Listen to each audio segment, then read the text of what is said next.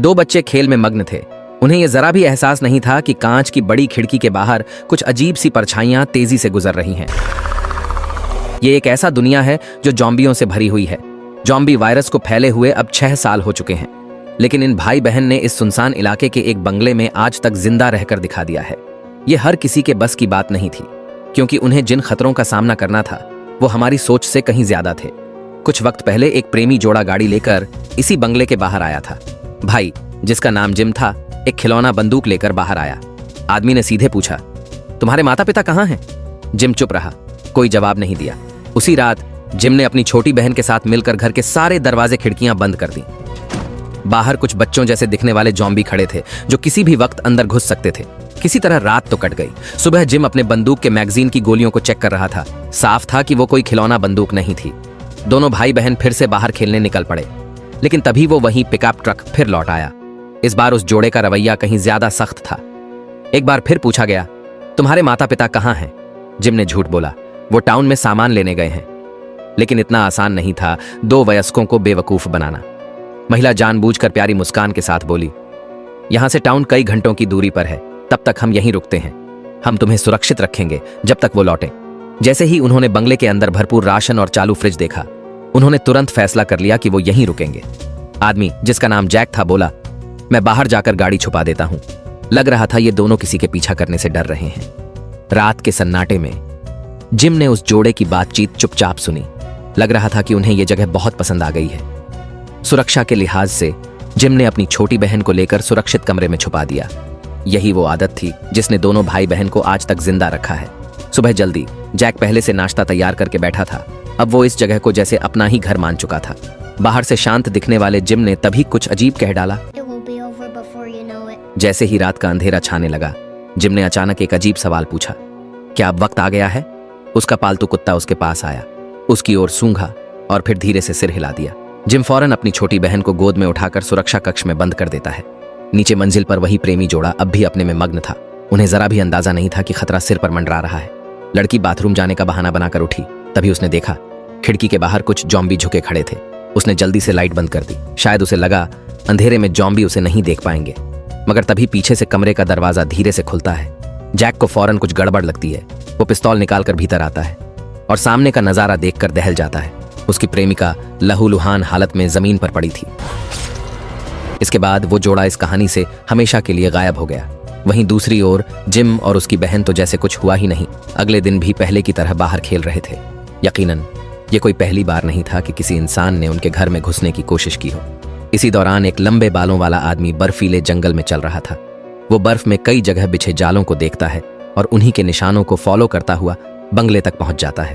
तभी अचानक एक छोटी लड़की उसके सामने आ जाती है। वो आदमी कुछ समझ पाता उससे पहले ही उसकी गर्दन में तेज जलन होती है। उसे बेहोशी की सुई मार दी गई थी और ये कारनामा और कोई नहीं बल्कि जिम का था। यही उसकी एक और जिंदा रहने की तरकीब थी। जब वो आदमी बेहोशी से जागा, जिम पहले से उसकी तरफ पिस्तौल ताने खड़ा था।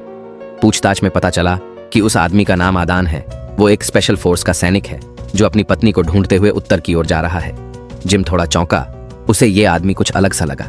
आदान ने उनसे खाना या दवाई नहीं मांगी, बल्कि बस अपनी गन वापस चाहता था। जिम ने तब एक डील की, अगर आदान मदद करे और बंगले में फिर से बिजली चालू कर दे तो वो गन वापस कर देगा। आदान ने पूछा, तुम्हारे माता पिता कहाँ हैं? इस बार जिम ने झूठ नहीं बोला। उसने बताया उसके पिता एक वैज्ञानिक थे जो बहुत पहले से लापता हैं और उसकी माँ सुरक्षा एजेंसी की एजेंट थी जो कुछ दिन पहले किसी मिशन पर गई थीं और जल्द ही लौटने वाली थीं। आदान रनिंग मशीन को देखता रहा। शायद उसकी यादों में कुछ चल रहा था। आदान को यह जानकर हैरानी हुई कि यह पूरा बंगला असल में ट्रेडमिल से बिजली पैदा करके चलाया जा रहा था। तभी अचानक खिड़की के बाहर एक जॉम्बी धीरे धीरे चलता हुआ नजर आया। आदान ने एक पल की भी देर नहीं की, तुरंत लोहे की रॉड उठाकर बाहर निकल गया और उसे खत्म कर डाला। लेकिन जब वो खून से सना हुआ वापस लौटा तो जिम गुस्से में चिल्लाया, तुमने उसे मार क्यों डाला? ये सारे शीशे बुलेट प्रूफ हैं, कितने भी जॉम्बी आ जाएं, अंदर नहीं घुस सकते। आदान को डांट जरूर पड़ी, मगर उसके मन में इन भाई बहन के लिए और भी दया उपजने लगी। उसने खुद ही ट्रेडमिल पर चढ़कर हाथों से बिजली बनाने का फैसला किया। पूरी रात इसी में बीत गई। इतना दौड़ा कि लगभग गिर ही पड़ा। तभी पता नहीं कब जिम की बहन पास आ गई। कुछ देर उसके चारों ओर घूमती रही, फिर नाक सिकोड़कर बोली, बहुत बदबू आ रही है, और हंसते हुए भाग गई। आदान तुरंत बाथरूम गया और नहा लिया। जिम की बहन और भी आगे बढ़ गई। एक हेयर पिन लेकर उसे गिफ्ट में देने आ गई। उधर जिम सुबह सुबह ही बंगले से बाहर निकल चुकी थी। वो और उसकी बहन रोज सुबह अपने आसपास बिछाए गए ट्रैप्स की जांच करते थे। यही उनकी रक्षा की पहली लाइन थी। और इस बार भी एक जिंदा उछलता कूदता जॉम्बी फंस चुका था। इधर बंगले में आदान ने नाश्ता किया और उसके बाद वो उस जगह पहुंची जहां जिम की मां काम किया करती थी। टेबल पर कुछ तस्वीरें थीं और एक कार की चाबी भी। आदान तुरंत भागता हुआ गैराज पहुंचा, मगर अफसोस गाड़ी खराब पड़ी थी। तभी कोने में बना एक कमरा उसकी नजर में आया। वो सोचने लगी शायद ये कोई टूल रूम होगा। अंदर जाकर देखना चाहा, मगर तभी जिम जो बाहर से वापस लौट रही थी ने उसे तेज आवाज में रोक दिया। एक दिन से ज्यादा का समय साथ बिताने के बाद भाई बहन को यकीन हो चला था कि आदान कोई बुरा इंसान नहीं है। अब वे सोते वक्त सुरक्षा कक्ष में नहीं जाते थे, मगर पता नहीं क्यों जिम ने खुद को हथकड़ी से बांध लिया। सुबह से ठीक पहले आदान को बाहर कुछ पैरों की आवाज से नींद खुली। पता चला जिम फिर से अपनी रोज की गश्त पर निकला हुआ था। वो उसी पुराने ट्रैप की ओर गया जहां कल जॉम्बी फंसा था, जिसे अभी तक हटाया नहीं गया था। जिम कुछ सोच ही रहा था कि तभी आदान भी वहां पहुंच गई। उसे लगा कि ट्रैप में फंसा जॉम्बी शायद जिम की मां है और वो उसे मुक्ति देने ही वाला था कि जिम ने फिर से बंदूक तान दी और उसे रोक लिया। आदान गुस्से में बंगले लौट आया और वो टूल रूम खोल दिया जिसमें जिम ने उसे जाने से रोका था।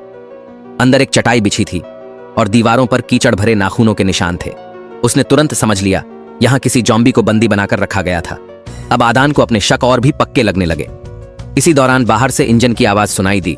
कुछ नए सर्वाइवर वहां आ पहुंचे थे, मगर उनके हाव भाव अच्छे नहीं थे। हथियार लिए हुए वे बंगले के चारों तरफ घूम घूम कर ताक झांक करने लगे। आदान के पास कोई हथियार नहीं था, इसलिए वो कुछ नहीं कर सका। और उधर पहाड़ी गश्त से लौटी जिम दूर से ही यह सब देख रही थी।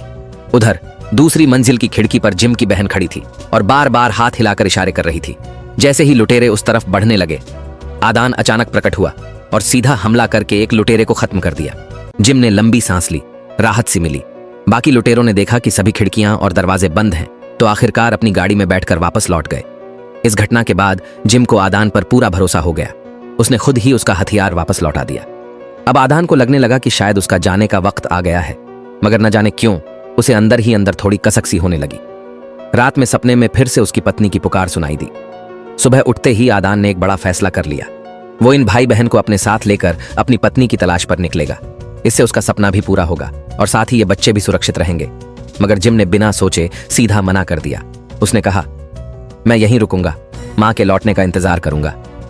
तभी बाहर से तेज शोर शराबा सुनाई दिया। वो कल वाला लुटेरा इस बार और भी लोगों को लेकर लौट आया था और उन्होंने बाहर खेल रही बहन को पकड़ लिया। जब दोनों ओर बंदूकें तनी हुई थीं और टकराव बस शुरू ही होने वाला था, तभी कुछ दूरी पर गोलियों की आवाज गूंजी। 2 लुटेरे वहीं ढेर हो गए। आदान तुरंत आगे दौड़कर बहन को छुड़ा लाया। गोली चलाने वाली और कोई नहीं बल्कि जिम की मां थी, एक सीक्रेट एजेंट। मगर उसी दौरान आदान के सीने में गोली लग गई और वो बुरी तरह जमीन पर गिर पड़ा। कितना वक्त बीत गया कोई नहीं जानता, मगर फिर आदान जाग उठा। उसके सीने की चोट अब ठीक हो चुकी थी और शरीर पर एक रस्सी बंधी हुई थी। आदान धीरे धीरे घर के अंदर गया। तभी लीना ने उसे सब कुछ बताया। सामान्य संक्रमण के शिकार लोग अपना मानसिक संतुलन खो बैठते हैं और उनके पास सिर्फ मूलभूत भूख प्यास की चेतना बचती है। मगर इस दुनिया में एक विशेष प्रकार के संक्रमित भी होते हैं। उनका दिमाग पूरी तरह सामान्य रहता है, साथ ही उन्हें जॉम्बियों वाली शारीरिक ताकत भी मिल जाती है। वे हर बीमारी और चोट से तेजी से ठीक हो सकते हैं, मगर उनकी एक कमजोरी होती है। अगर उन्हें गहरी चोट लगे या समय बीते तो वे एक क्रेजी मोड में चले जाते हैं। उस दौरान वे भी सामान्य जॉम्बी जैसे ही हो जाते हैं। आदान यह सुनकर हैरान रह गया। क्या वह खुद भी ऐसा ही कोई विशेष संक्रमित है? लीना ने हाँ में सिर हिलाया। उसने कहा, वरना जिस दिन तुम गोली खा चुके थे तुम्हें उसी वक्त मर जाना चाहिए था, ना कि थोड़ी देर के लिए पागल बनकर फिर अगले दिन ठीक हो जाना। आदान ये सब सुनकर एकदम चौंक गया, लेकिन लीना ने अभी और खुलासे करने थे। उसने बताया कि लड़का जिम भी उसी की तरह एक विशेष संक्रमित है। असल में उस रात जो कपल मारा गया था उन्हें क्रेजी मोड में गया जिम ही मार चुका था। अब समझ आया क्यों हर रात सोने से पहले जिम खुद को हथकड़ी में बांध लेता था। आदान ने पूछा, क्या क्रेजी मोड का समय पहले से नहीं पता चलता? लीना ने कहा, जिम का पालतू कुत्ता खास ट्रेनिंग से गुजरा है। वो बदन से उठती सूक्ष्म गंध से समझ जाता है कि कब जिम क्रेजी होने वाला है। आदान को उस कमरे की याद आई जिसमें दीवारें नाखूनों से खुरची हुई थीं। वहीं पर जिम को उसके क्रेजी मोड के दौरान बंद किया जाता था। तभी दूर से इंजन की आवाज सुनाई दी। लीना अपनी बेटी को गोद में उठाए हुए कुछ मिलिटिया वालों से निपट रही थी। उनमें से जो सफेद दाढ़ी वाला नेता था वो पहले से लीना को जानता था। असल में उसकी बेटी एक नौजवान लड़के के साथ भाग गई थी, तो ये पिता बहुत चिंतित होकर अपनी टीम लेकर खोज में निकल पड़ा था। लीना ने कहा, अगर मुझे वो दिखे तो मैं जरूर आपको बताऊंगी। सफेद दाढ़ी वाला व्यक्ति मन मसोस कर अपनी टीम के साथ चला गया। उसी रात आदान ने यूं ही पूछ लिया, ये बंगला आखिर है क्या? लीना ने खुलासा किया कि नेशनल सिक्योरिटी ब्यूरो को पहले से अंदेशा था कि ज़ॉम्बी वायरस कभी भी फैल सकता है, इसलिए देश भर के सुनसान इलाकों में हजारों ऐसे सुरक्षित आश्रय पहले से ही तैयार कर लिए गए थे। सभी निर्माण सामग्री मजबूत और विशेष सुरक्षा वाली थीं। साथ ही ये शरण स्थल पूरी तरह से ऊर्जा आपूर्ति प्रणाली से लैस था, जो इसे स्वतंत्र रूप से चलने योग्य बनाता था।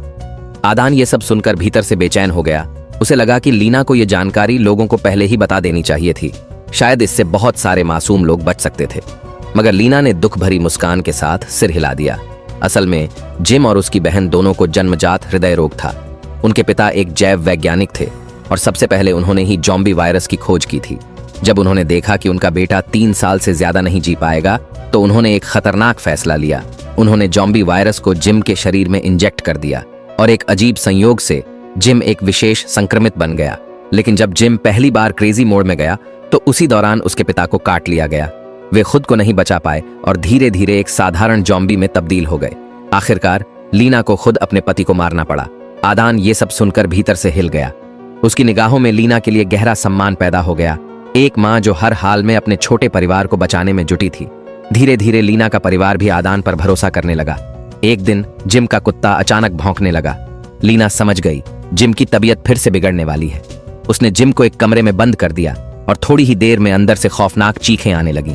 लीना सन्न रह गई, जैसे किसी ने उसका दिल चीर दिया हो। मगर वह चुपचाप दरवाजे के बाहर बैठी रही, क्योंकि यही एकमात्र रास्ता था।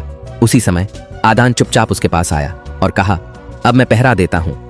शायद यही फर्क होता है जब घर में एक मर्द होता है। मगर किसी को भी अंदाजा नहीं था कि जिम की बहन बाहर खेलते खेलते अचानक बेहोश होकर गिर जाएगी। लीना तुरंत समझ गई उसकी दिल की बीमारी फिर से उभर आई है।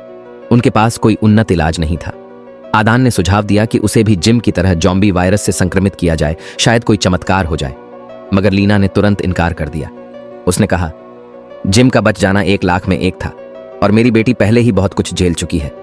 आखिरकार दोनों ने मिलकर फैसला किया कि उसे शांति से जाने दिया जाए। जिम, लीना और आदान तीनों ने मिलकर उस बहन की अंतिम यात्रा में साथ दिया। उसके बाद आदान के जाने का वक्त आ गया। भले ही जिम और लीना ने उससे रह जाने की गुहार लगाई, मगर आदान अपने फैसले पर अडिग रहा। वो अब अपनी पत्नी की खोज में निकल पड़ा था। घर में एक ही झटके में 2 लोगों की कमी हो गई। लीना और उसके बच्चों को लगने लगा कि घर में सूनापन फैल गया है। उधर पास के जंगल में सफेद दाढ़ी वाले व्यक्ति के आदमियों ने जैक द्वारा छिपाई गई गाड़ी को खोज निकाला। वाकई में कहावत सही है, दुर्घटना ही कहानी बनती है। पहले जो जोड़ा बंगले पर कब्जा किए बैठा था, वे ही सफेद दाढ़ी वाले व्यक्ति की बेटी को भगाने वाले लोग थे। और अब छिपी हुई गाड़ी की लोकेशन के सबसे नजदीक सिर्फ एक ही मकान था, लीना का बंगला। सफेद दाढ़ी वाला फिर से वहां छानबीन करने का निर्णय लेता है। उसी समय बर्फ में सो रहे आदान को किसी के तेजी से भागते कदमों की आवाज से नींद खुलती है। जब उसने बाहर झांका, बर्फ पर कई पैरों के निशान बिखरे थे और गाड़ी के टायर के निशान सीधे लीना के घर की ओर जा रहे थे। आदान के मन में जबरदस्त बेचैनी भर जाती है। वह तेजी से उसी रास्ते पर दौड़ पड़ता है। दूर से उसे दिखता है कि लीना का बंगला अब पूरी तरह से मिलिशिया के कब्जे में है।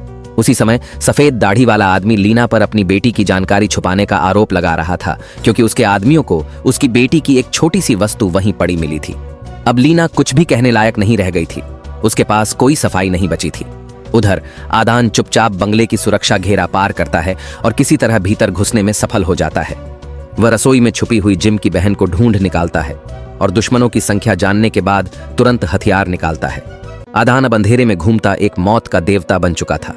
वह एक एक कर हर कोने में तैनात मिलिशिया सैनिकों को खामोशी से खत्म करता गया। मगर जब वह हॉल तक पहुंचा तो वहां पर कई बंदूकें उसकी खोपड़ी पर तनी हुई थीं। लेकिन आदान का अगला कदम सभी को हैरान कर देता है। उसने अचानक खुद के गले पर चाकू चला दिया। पास खड़े लोग आश्चर्य से पथरा जाते हैं। सिर्फ लीना ही समझ पाती है कि आदान ने यह क्यों किया। वह जिम की बहन को लेकर चुपचाप हॉल से बाहर निकल जाती है और जैसा कि लीना ने सोचा था, थोड़ी ही देर में आदान पूरी तरह क्रेजी मोड में चला जाता है। अब वह एक अजय ताकत बन चुका था। एक एक करके उसने सफेद दाढ़ी वाले गिरोह को खत्म कर डाला। लेकिन इस बार लीना ने उसे पहले से बांध कर नहीं रखा था। उसे अपने बेटे को लेकर बंगले से भागना पड़ा। आदान की दहाड़ ने आसपास के सभी ज़ॉम्बीज को भी खींच लाया। जब अगली सुबह आदान की नींद खुलती है, बंगला पूरी तरह से तबाही का शिकार हो चुका होता है। टेबल पर उसे लीना का छोड़ा गया एक पत्र मिलता है।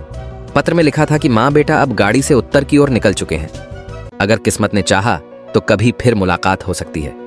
आदान मुस्कुराते हुए अपनी बहन का सबसे प्यारा गुड़िया उठाता है और उसे पीठ पर लादकर उत्तर की ओर निकल पड़ता है। यही थी फिल्म की पूरी कहानी। इस मूवी का सेटअप वाकई में बहुत इंटरेस्टिंग है।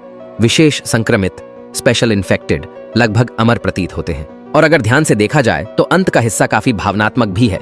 लो बजट फिल्मों में इसे मिड हाई क्वालिटी की मूवी कहा जा सकता है। अगर आपको पसंद आई हो तो मूल फिल्म जरूर देखिए। आज के लिए बस इतना ही, अगली बार फिर मिलेंगे।